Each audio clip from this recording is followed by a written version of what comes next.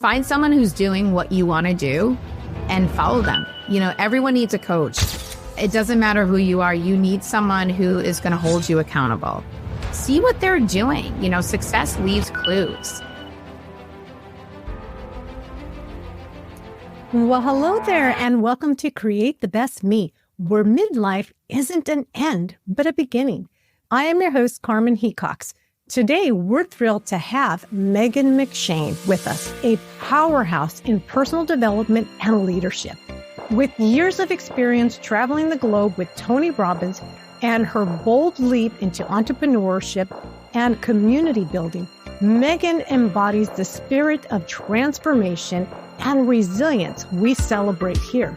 Join us as Megan shares her journey and insights on living your best life, embracing faith, family, fitness, and finance. Whether you're looking to redefine yourself, pursue new dreams, or simply find inspiration, you're in the right place. Let's dive in and discover together how midlife can be your most exciting pivot yet. Megan McShane, welcome to Create the Best Me. It's an honor to have you on the show. Thank you so much for having me. I'm excited to be here and I love what you're doing. So I'm just really grateful to be here with you today. Megan, before we start out, can you please tell the audience a little bit about who you are and what you do? Sure, absolutely. I live in Massachusetts, just south of Boston, and my professional experience has been in the personal development industry. I worked alongside Tony Robbins for over 13 years and on his executive team, traveling the world, curating really world-class events for high-level CEOs, entrepreneurs. And then during the pandemic, I left there just because I had a little one and the 18 times a year travel was a little bit hectic.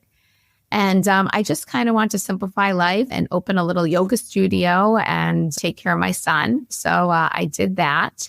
And that was really exciting and fun. I'm really all about community and bringing people together, especially women. And then during the pandemic as well, another opportunity came my way, where one of my former clients from the Tony Robbins world reached out to me to create a new mastermind group called Your Best Life Now. And I am one of the owners of that. And what we do is we are a mastermind of business owners and entrepreneurs from around the world. We give business coaching, personal coaching. We have different kind of speaker spotlights, focusing on our 4 cores, which is faith, family, fitness, and finance. And then we offer 3 bucket list trips a year. And again, each trip has a different theme. So faith, family, fitness, finance. We just got back from Dubai 2 weeks ago. That's where our finance trip was.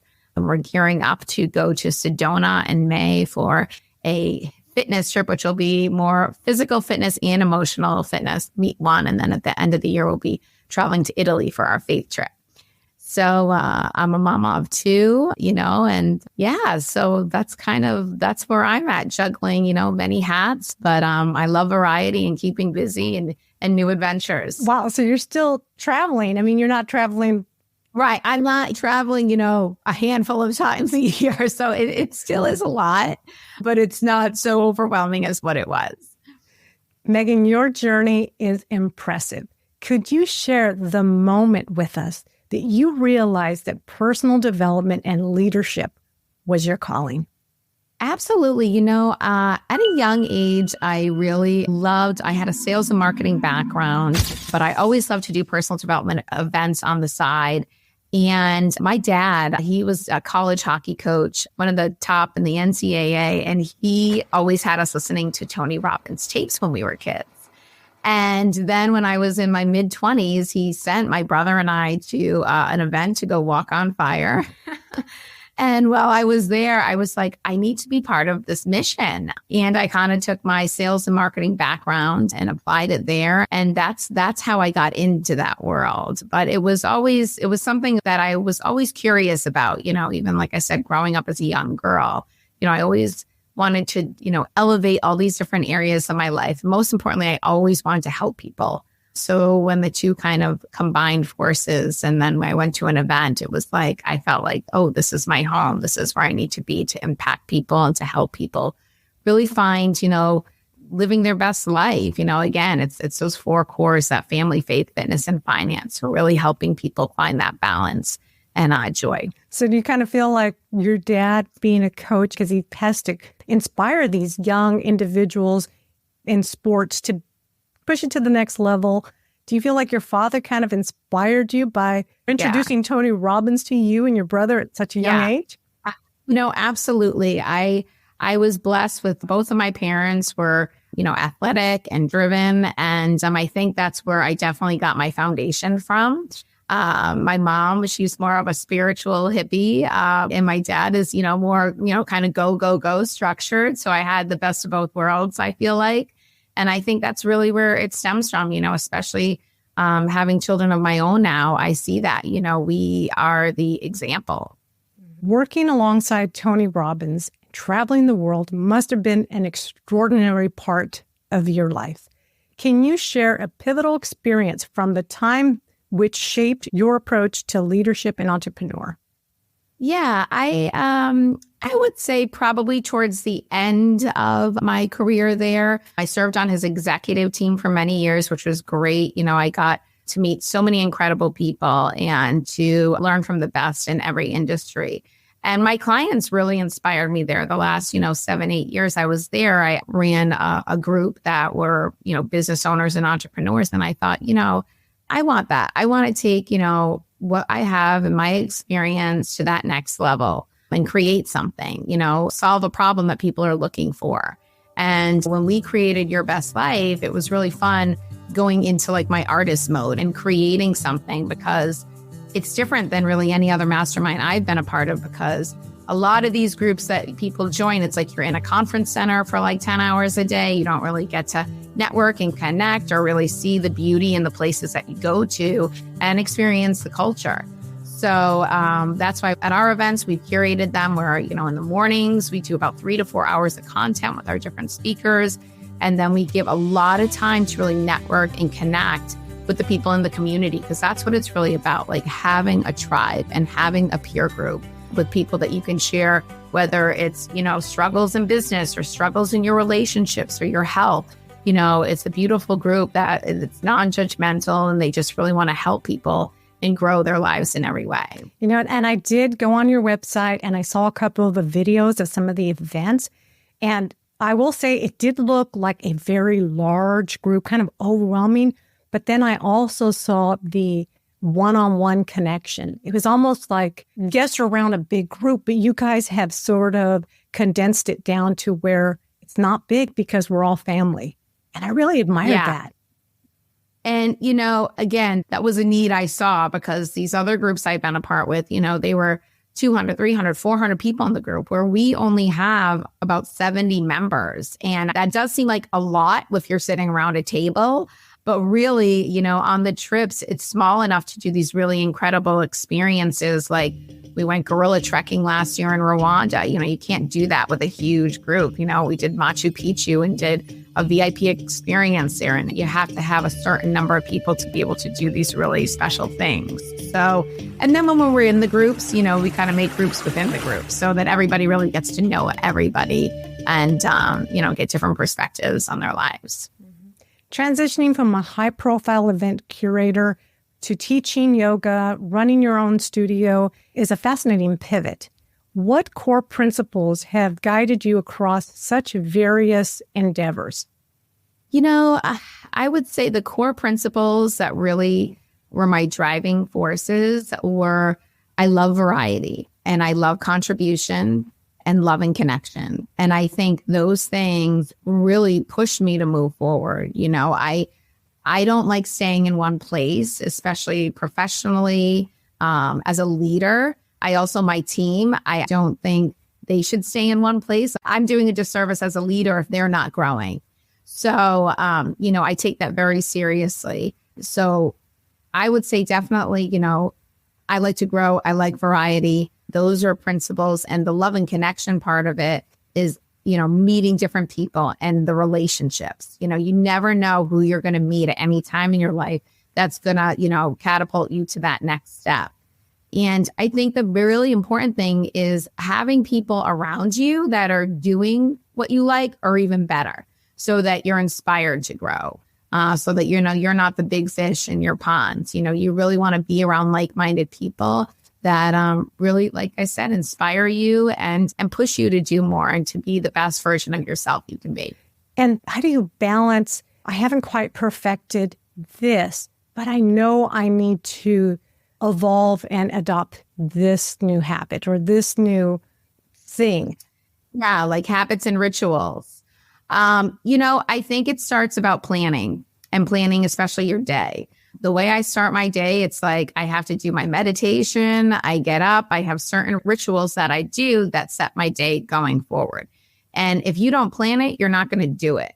The same thing, if you can't measure it, you can't manage it. So you really have to have some goals.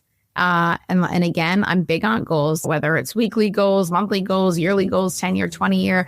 Get really clear on your outcomes and what you want. And especially those little daily rituals are what is going to transform your life.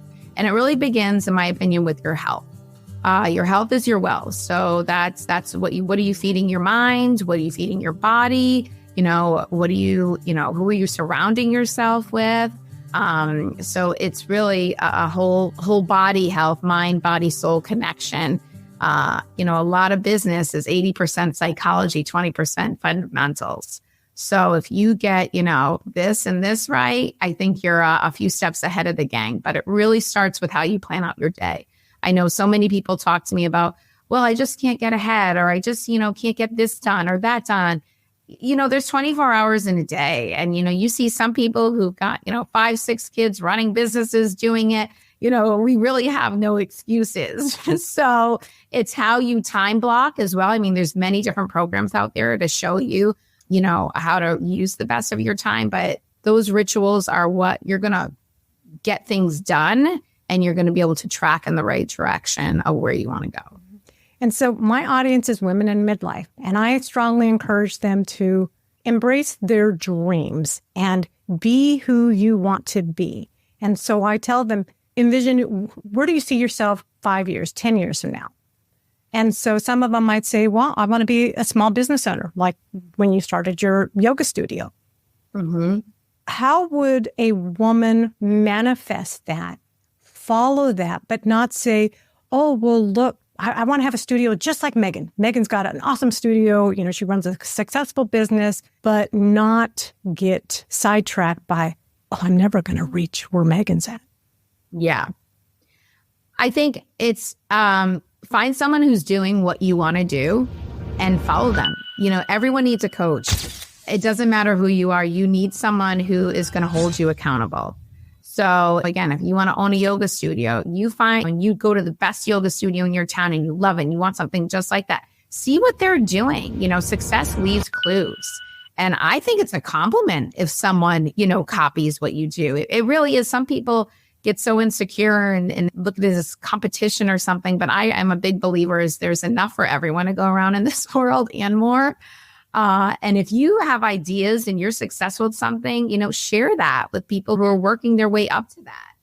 And especially, like you said, us ladies, it's really hard juggling things. And especially when you have this dream, sometimes it seems so unattainable and so far. But I think the first thing is, getting clear on that dream.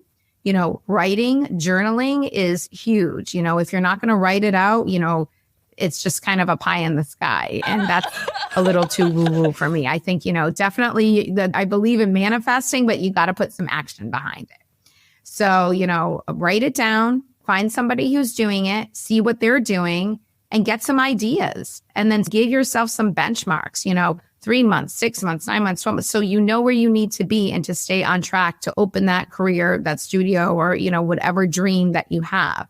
But again, if you don't write it down and you don't, measure it, you can't manage it. So hold yourself accountable. Or if you don't have a coach, have a friend that's going to be like, we're meeting once a week, talking about your dream so we can get it done. Mm-hmm.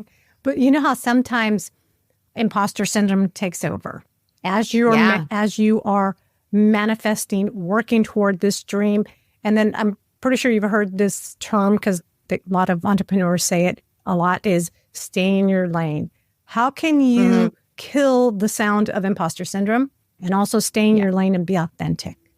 Well, I think it's about getting to know yourself. And I think the older we get, the wiser we get and the more comfortable we get. At least that's how I feel. I'm just like, oh my gosh, I'm so much more comfortable in my skin in my 40s than in my 30s or 20s, and I think that's what happens as we age. We get wiser. I also think too, self-confidence is hard for us women, and it's easy for someone to kind of burst our bubble, especially if you have these really beautiful ideas. So I think being very selective of who you share these dreams with is so important, because sometimes everybody has an opinion of what you should do and how you should do it, and they take away the importance of it. So really being selective of who you're sharing these dreams and visions and goals with, and also really keep doing the things that make you feel good, because that's going to help with your confidence. That's going to help you grow and feel good and feel like, what, I know this. I'm certain about this. There's nothing that's going to get in my way or no one that's going to tell me any different. So I think the more confident we are, then the more, we can get anything done. Women are superheroes. We certainly are. With a rich background in both business and personal development, how do you blend these worlds to empower women, especially in navigating the midlife transition? Yeah, I think they really complement each other. The more like personal development is all about, really working on yourself and getting clear on your goals and your outcomes and your relationships and your business. And then you apply them to your business, and then the business works. It's like a blueprint. Now, I think also at midlife, sometimes, a lot of women I talk to want to change careers or want to do something else. And a lot of people are afraid, afraid of failing. Oh, I worked, my whole life in this one company, and now I'm going to do it. And it is scary, but we grow the most, when we're in discomfort, when we're outside our comfort zone, I believe. And life is so short, we never know when our day is coming. And especially if you have kids, I feel like, you want to show them how to be brave and how to have courage and, how to take risks. And I'm not saying like, if you don't know what you're doing, quit your job tomorrow and just, burn the boats, but have a plan in place. Like really think it through. Again, write it out, and then start to take action towards that plan.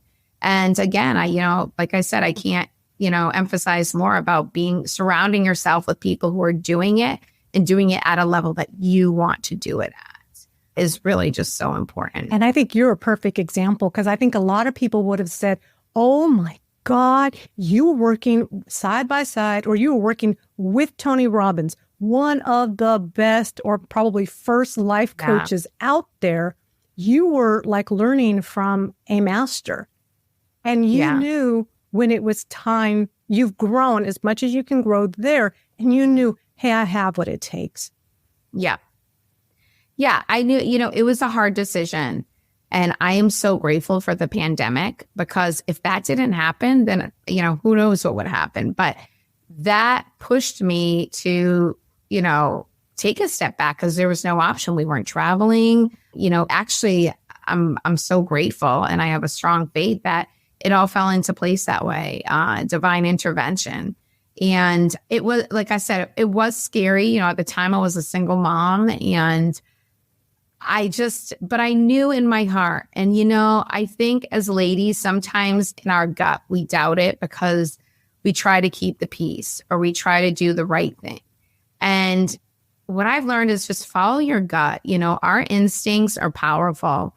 And, it's the universe's way or spirit or God or whatever, kind of influencing you or pushing you to maybe go in a different direction. And there's been times where I didn't listen to my gut and it didn't turn out really that great.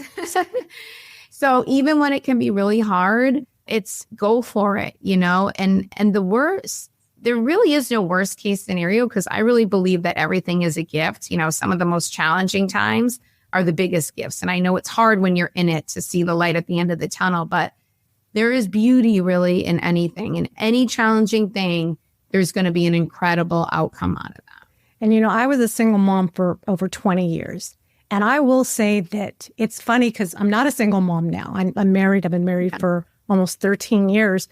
But I can honestly say there's so much truth to what you say, because as a single mom, I feel like I accomplished so much more than I did when I have a husband.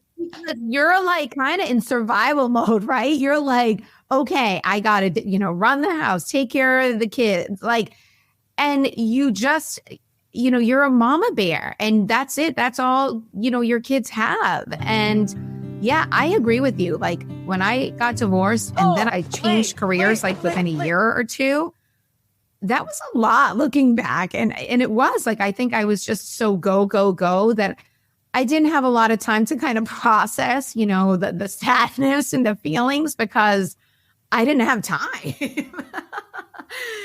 But, I think it's those situations that push you. And then you look back and you think, wow, like, I can't believe I did that. Like, I'm so proud of myself. And again, it's like, I'm proud that I did that for myself and my child, and for my child to see that, you can do anything. Mm-hmm. I don't know if maybe our brains like grow a little bit, because I felt like I learned, I taught, I extended myself. It's like, yeah, we have 24 hours, but I have no idea. Maybe I worked in 48. I agree. I don't remember sleeping during that time. I think for like 4 years, I definitely didn't sleep. And it is, I think, and that's the power of a woman. We can create life. We can, we grow life inside of us. We feed life from our body. And then we can work and run a home. And I mean, it's incredible what these bodies can do. And I think that's why, I say our health is so important, because you need it to be able to show up in a big way. So it's pretty magical. I remember my oldest daughter, she was going to college at the time, and she says, Mommy, how did you do it? How did you have a full-time job, go to college, take care of my brother and I, and buy a house? How did you do all that? And, and graduate with cum laude. How did you do that? Yeah. And I'm like, I don't know. I had to. Right. You don't have another choice. I mean, I guess you could, but I don't know. That wasn't a choice for me, right? It was like, and I think for some women, at least for me, it was hard asking for help. I kind of just did everything. And I was like, I'm just going to do everything. I got to get it done. And I think that now looking back, I wish I asked for help. Now I don't have a problem asking for help. I think it's powerful, because we become a lot more masculine, right? When we're just like, I can do it. I can do this. I can do that. And I see even women in business trying to, be more masculine to, be like a man. And it's like, our femininity, that's where it's at. That's where you run a business. That's where you run a home. Like, don't, society, let's not take that away, because it's so powerful to be in your divine feminine. Mm-hmm. So that takes me into my next question, community. Did you have a strong community that you could lean on when you just needed that, that little push to just get you to the next level? I have friends, from all around the world. And I had moved so many times that it's not like I had a good community, where I lived. But I think I always had a lot of acquaintances and a lot of friends. But as I got older, it's, your circle gets smaller of the people that you really trust. And that's like your core people that you can depend on. So I definitely had a great support system. My family was so helpful and supportive. And the few friends that didn't know what was kind of going on in my life, they were there, and it meant the world to me. You remember those things later when you go through them, looking back, who was there for you. And, I think in any kind of change, when you leave a career or you leave a relationship, there's also relationships that, and friendships that end. And that was really hard for me, because I had always kind of been a people pleaser too. And I had to come to the realization that some relationships just aren't meant to be, a lifetime. So see the gift that they served during the time that they were in your life. And then, you move on, and other, blessings come into those places. Yeah. I think that's something that is kind of instilled in us women, is that we must be people pleasers. Yeah. Yeah. We lose ourselves. I know, especially sometimes in a relationship or, to please someone, right? So I just want everyone to be happy. I just, and it's hard. It's really hard to take a step back and be like, wait, but I don't want that. And, my needs aren't being met in this or that. So it's good to take inventory. Yeah. So Megan, tell me, you left Tony Robbins and you were also getting a divorce. How did you find Megan? What Megan wanted and what lights Megan up and what's going to make her grow into this phenomenal woman that we see right in front of me. Oh, thank you. I think it's an ongoing thing. At that time, again, I knew in my heart, something wasn't right in my marriage. And there was no way for that to be fixed. And in my career, I knew it was time to leave. And like we said, it was really scary, but I also knew that next evolution of me that had to die in order for me to grow. And again, I think it's not just like a one and done thing. I think as humans, it's ongoing. It's like, it sometimes can be every year, or every few years, but it's like we're always evolving.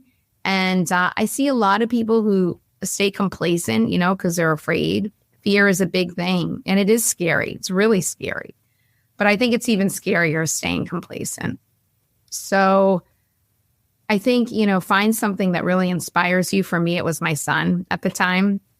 And I really wanted to be the best mother and the best example and show him, whether it's business or relationships, what you tolerate, you get. So have some expectations and standards that fit your values, everybody's different. That's the beauty of life, but it's what works for you, because we can't control what everybody else does. We can only control our reaction to situations. So I always hold that really close in my mind when sometimes I'm struggling with something that's going on that I can't quite wrap my head around. Mm-hmm. Do you just kind of see it like, this is just a phase I'm going through? It looks ugly, it looks muddy, but there's so much beauty on the other side of this. Well, and I ask myself the question all the time, what is the gift in this?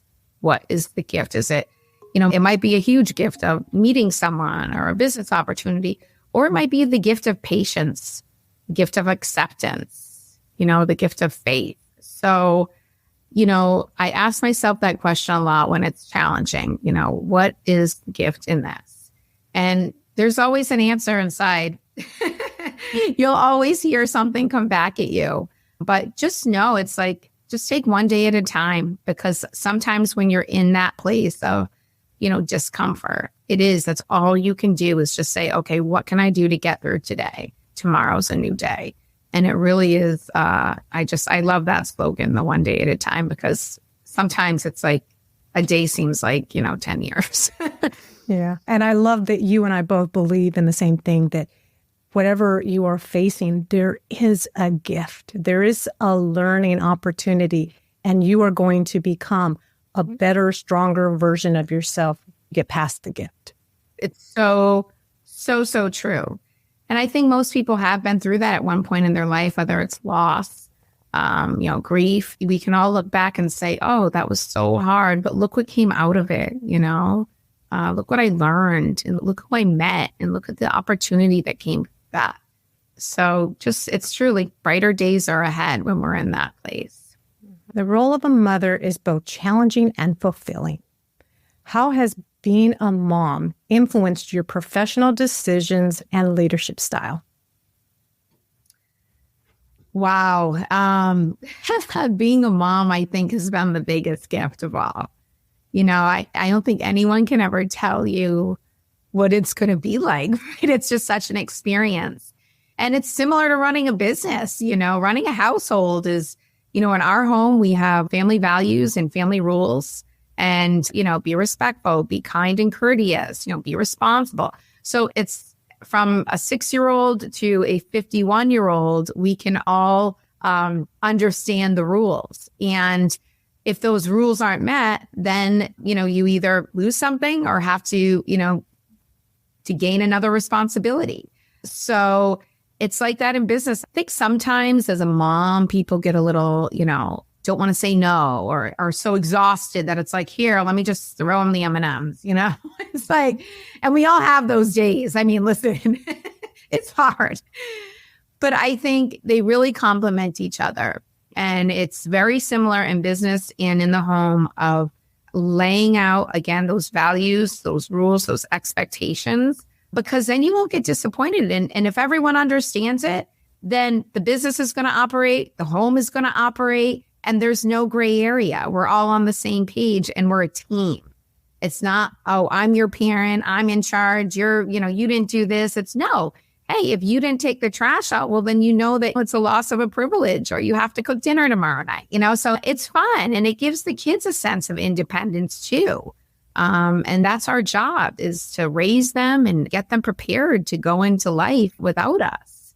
So I think they both really complement each other. And we worked with an incredible family coach who really helped us, because it was a struggle. We have a 16-year-old and a 6-year-old. And it was like, how do we communicate? It's like speaking two different languages. And he made it so simple. He's like, listen, all 4 of you are going to understand this. And we did. And it's transformed, our home in a beautiful way. That's great to hear. So, yeah. Megan, if there is a woman right now in midlife who says, there's so much more, there's more to life. I need to figure out how to get there. I'm tired of this job. I feel like there's so much more of me that needs to be put out there.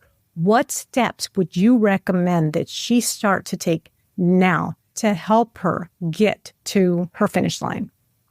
Well, I think she needs to get quiet. I think she needs, I'm a big advocate for meditation, whether it's 1 minute a day, 5 minutes a day, an hour.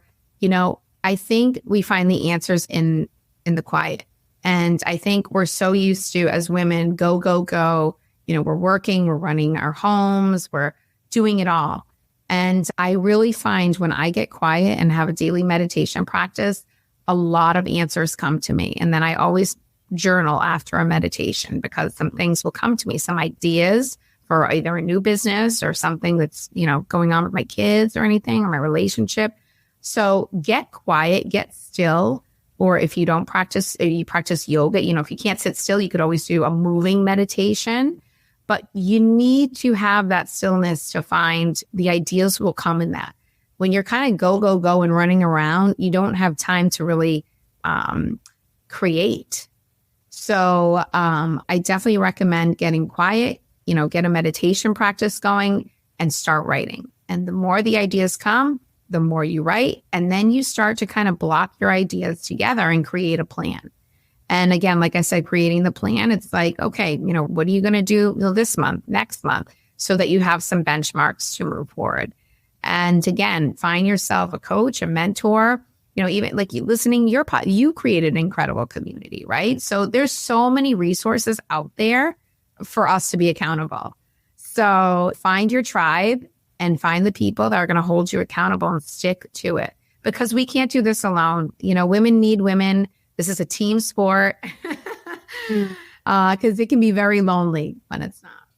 It is. And we're not here to take something from someone else. We're here to grow together.